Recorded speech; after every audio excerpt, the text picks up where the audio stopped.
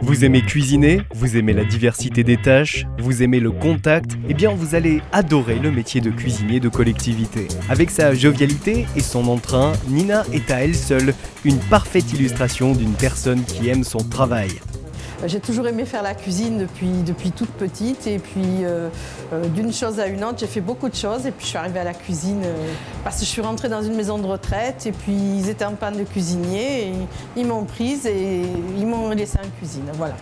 Le cuisinier peut travailler dans le secteur sanitaire comme dans le secteur médico-social.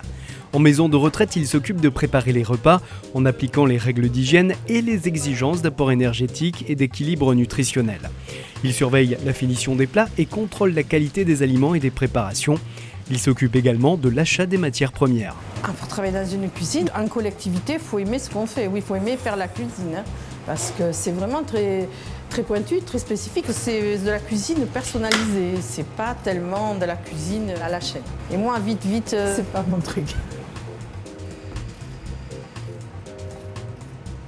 C'est ma direction qui décide, qui fait des menus pour 5 semaines.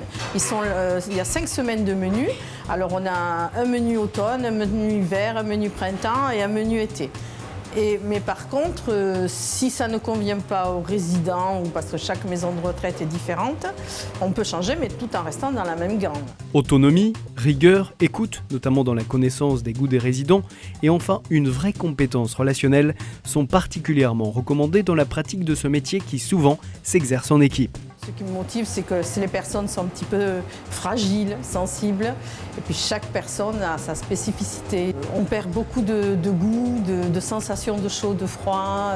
Après, c'est les textures, il faut que ce soit très souple. Ils n'ont plus de force dans les mâchoires, il faut aller dans leur sens, il faut les connaître. Je pose des questions à mes serveuses, est-ce qu'ils ont mangé, qu'est-ce qu'ils ont dit, est-ce que c'était bon, est-ce que c'était pas bon, si ça, il y a quelque chose qui va, je vais voir le résident. C'est un travail pas cas par cas, mais pas loin.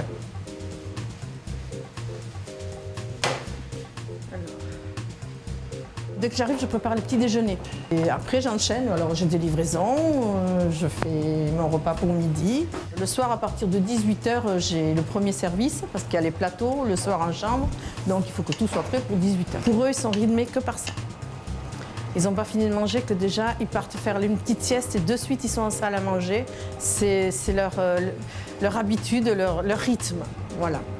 La restauration collective employait 3216 cuisiniers en 2011 pour l'ensemble de la branche. Le métier de cuisinier restera donc encore longtemps un métier porteur. Les formations telles que le CAP, le BP, le Bac Pro Cuisine ou le BTS Hôtellerie-Restauration sont d'excellents parcours pour entrer dans cette profession.